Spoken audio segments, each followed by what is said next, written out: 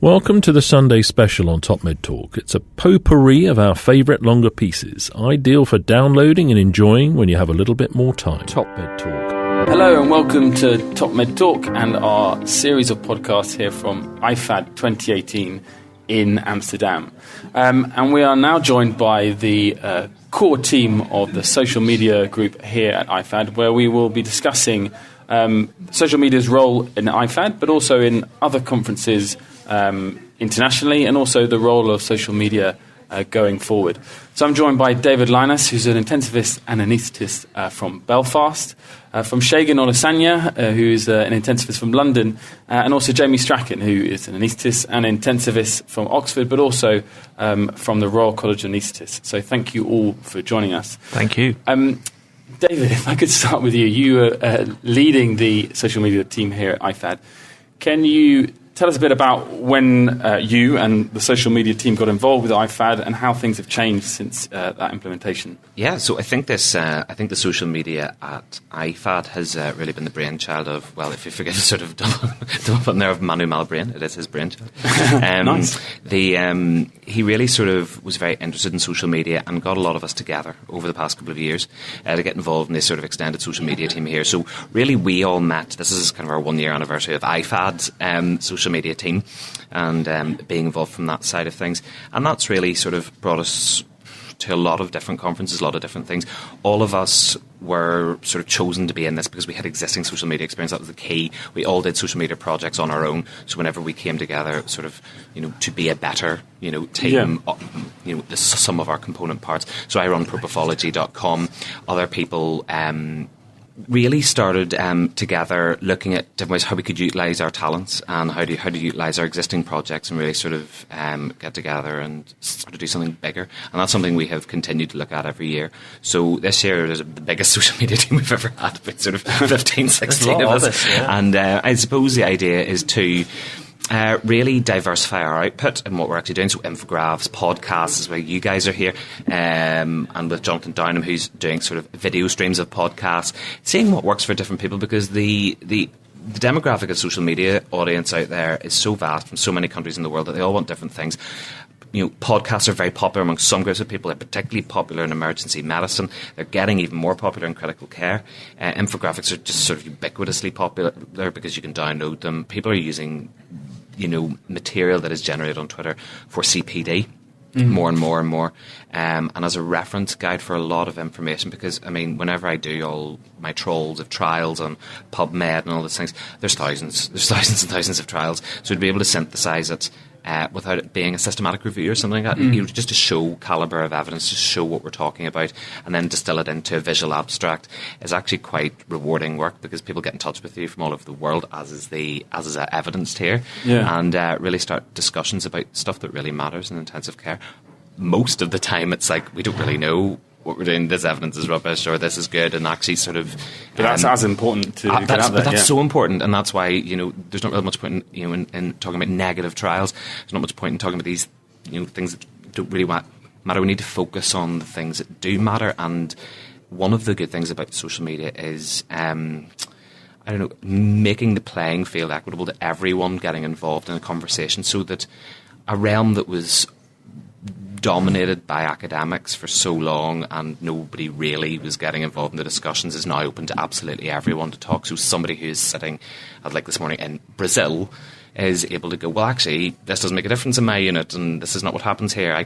We don't have that machine or whatever, and that's really important to hear those global perspectives. Yeah, Segun, do you think that's one of the primary roles then that social media has, particularly for IFAD, is that getting everyone involved? Because it's been an enormous success. Manu was talking about the several million impressions that have been related to IFAD on Twitter, and as David mentioned, people from Brazil, around the world, all kind of clocking in this conference. That's the big drive, really? Would you say, for what you guys are wanting to achieve, to get everyone involved in the conversation? Yeah, social media has so much to play. So first of all, there's the actual ongoing conversation at the conference right now. And it's fantastic to be able to draw in so many different inputs, as David has exactly said, from all around the world, having people to be able to comment in real time on things that they're hearing live, that Manu's saying, that Monty's saying, that's incredible. Second thing is it opens the door for people who couldn't make it here, so some of the people who've authored these trials, some of the people who are conducting future trials, to also be able to comment, to add their insights. And that completely changes the game and changes the way we are absorbing information, because not only are we kind of hearing, oh, this is what we did yesterday and these are the results now, we're hearing this is what we did yesterday, and somebody from Brazil or wherever is saying, actually, you know what, we are doing exactly this and we're doing this in the future and we'll have the results for you next week. And that's happening in real time. We're also having contemporaneous peer review, and that's an incredibly powerful tool. So it's very important. It's completely changed again. So you can't. It's very difficult now to stand up in a conference that's covered by social media and be able to say something that's completely wrong, because you will get called out, and you will get called out very quickly with a whole bunch of references. Yeah. So now it means that everybody has to be at the absolute top of their game and absolutely, completely check their references, and also have a degree of humility and be willing to accept when you're wrong and when you've got data wrong and willing to change. I've not really thought about that. Maybe I can bring you in, Jamie, as well with that. That obviously, I initially kind of always thought of social media as the advantage for the participants, so to speak, but actually the effect it has on the speakers. Yeah. In terms of, definitely. I'm not really, Yeah, so if nothing else, it checks whether a speaker is getting their message across by the person writing a tweet or making an infographic about a talk. So at a conference, it is definitely testing understanding and their effectiveness as a speaker. So that's good.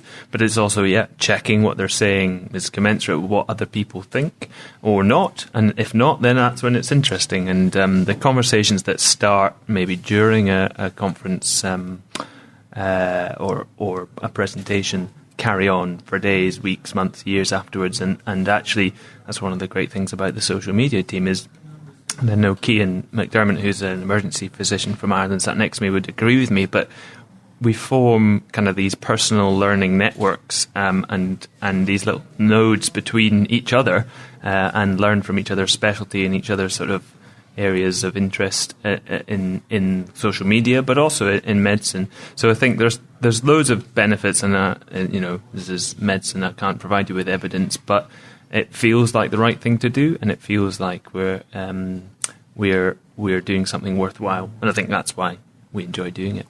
Do you think, because it's still very much it's an evolutionary process. This is a new game for conferences as a whole. Where and it's been a great success by all standards, as far as I'm concerned, from what you guys have done. Where do you think it's going? Are we at are we at where we're going to be, or is it just it's a trial and error process, or how do you think it's going to develop? I think because it's an area that is so I think it's a very independent area as it is at the moment. I think it will obviously continue to develop, but we're nowhere near where we're going to be. The future of, social media and social media teams are very different things depending on what conference you go to. For example, you guys do very different things to us, you do very different things to me, and everyone has a part to play in that. So actually the good thing about social media is it democratises medical education amongst everyone, and there's so many ways of actually getting your messages across. So there will be different teams. There will be Top Med Talk. There will be different people who do different things, such as the infographics. And I think the way that we're moving, we've already had a SMAC culture. And Cian McDermott, who is, as Jamie said, was here beside us, has been part of the organising committee for SMAC for many years, which unfortunately is having its last conference next year. Isn't that right? Okay. And so we've seen a sort of social media advancing critical care concept having a conference, particularly sort of on the emergency medicine side of things. I think we are developing in critical care to maybe lead us towards something that is more social media centric than just solely academic focus, where the people go around on a circuit tour around the world and talk about the same things again and again and again. Well, the social media becomes the focus. Well, the delivery of it is via social media. Okay, yeah. The content needs to be, diversified. It cannot just be social media clinicians, doing the content. That's not really what we're trying to say. It's just, utilising different people who maybe traditionally wouldn't be the top speaker at a conference because they don't have their MD. They don't have 20,000 research publications. They're not funded by X, Y, and Z. We need to, again, democratise education and have people who don't normally do things. People who are, for example, nurses giving a talk about, critical care at a main critical care conference, a fluid nurse coming in doing that, different healthcare professionals. This is where it's going. This is the way it is going, and embrace it or, not. Yeah, I can see you wanting to. Feel free to chip in. We've got a few people around the table. Introduce yourself if you want to say Cian something. McDermott here. I'm an emergency physician from Dublin, and I'm part of the organising committee for SMAC. And I've observed what's been happening over the last couple of years in terms of social media and how it evolves and how it develops. I think it will evolve with technology. I see lots of technology here today, mobile devices for sharing audio, video. I think that'll have a big part to play. I think the platforms that we use, whether it's Twitter, that it seems to be on Twitter now, but will it always remain there? I'm not so sure that that'll be the case. It might migrate to platforms like Snapchat. Well, I don't know how to do that, but Instagram, something like that. Things, yes. Something like that. And the big message, and we've talked about this before, personal learning networks, we've kind of touched on that already, but cutting the knowledge translation gap, that's what the key of social media is about. It's bringing people to the table that might have written a paper a week ago or a month ago and having a live debate with people, other people online, on Twitter, so that they can talk about pros and cons of that paper, or doing a podcast or a vodcast about that paper and dissecting it, like we've seen done with some of the shock ED, some of the more controversial trials, and we've done that a couple of times. So it will develop. People will do different things, and other people will take their own slant on that. So it's fascinating. I don't think we're not at the top of the mountain. We've lots of things. There's lots of paths, progress to be made. Well, we're running out of time because we've got the next session heading up. But I wouldn't mind asking all of you what from your experience so far with IFAD, what are you planning, if anything, to change for next year, or what are you looking forward to potentially implementing in the future? A nice short question for you to finish off. That is I think, continuing with our investment in different sort of platforms of technology to get stuff out here. This is the first year of a bigger pilot. We had the first pilot last year of a smaller social media team, but if it was so for example, different IFADs, different years have different conferences. Last year it was 3 days, this year it's been 1 day, and then a workshop day. So I think maybe diversification onto different platforms. We've used the Hoove app very successfully, so actually maybe sort of seeing what we can do with those new technologies to try to get an even bigger audience on social media and retain them. Segun? So what I would like to see is the social media team now forming the gap between what's been traditionally a massive separation between science and mainstream media. We form that link. So, for instance, you look at Apple. Apple announces their new iPhone. It's covered by a huge number of tech outlets, etc., etc., etc. The tech outlets, the material that they essentially provide as this kind of social media network, then filters its way into mainstream media, who then publish, this is the new iPhone, this is what it has, blah, blah, blah, blah. There is no reason why that can't happen in science. So you want to reach a phase where... So it's interesting. So one of the people who actually did this was Paul Merrick. Paul Merrick completely circumvented the classical scientific way of doing stuff by essentially using social media to get the idea of vitamin C out. And that's why that's one of the reasons why it's so controversial. Yeah. Because he used guys like Scott Weingart to get message that vitamin C was... And that's why it's so popular, despite the fact that it's a tiny paper, while something like Eolia gets published in the New England Journal of Medicine and nobody's read it. Yeah, nobody reads. So that's what you want. That's what I think it's going. That social media teams will form that gap, will bridge that gap, and you'll end up seeing conferences, big conferences like this, actually getting features in mainstream news because they have a social media team that translates it all and makes it accessible for mainstream media to be able to write about. I'd say that I hope that some of the messages around presentation and knowledge translation are getting through, and that I've seen a change from last year already around, and something Ross Fisher's talking a bit about tomorrow, about the way that people present and how that can actually change whether or not they're effective in getting their information across. And I think that's changing. I think hopefully that will start to be better. Fabulous. Well, thanks, guys, very much for joining us. I know you've been very busy today, so I do appreciate the time. Obviously, you can catch the live streams and all the details about the social media supplementary stuff on the IFAD website. But for now, thank you very much for listening, and we'll be back later. Thank you. Top Med Talk. Thanks for downloading and listening to Top Med Talk. Don't forget to find us on social media. We're on Twitter, Facebook, Instagram, even got our own YouTube channel. Whichever your favourite social media feed is, we're bound to be there. Find us. Also, subscribe to this podcast so that you never miss an episode.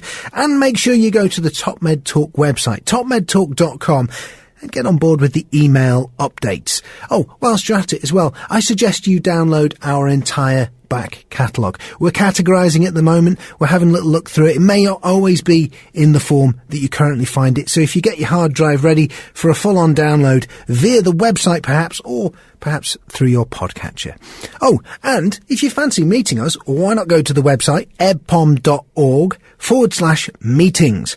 Our next big event is EBPOM USA, the Dallas Masters Course, a perioperative care practicum. Have a look for details of that and some of the other meetings coming up across the next year. ebpom.org/meetings.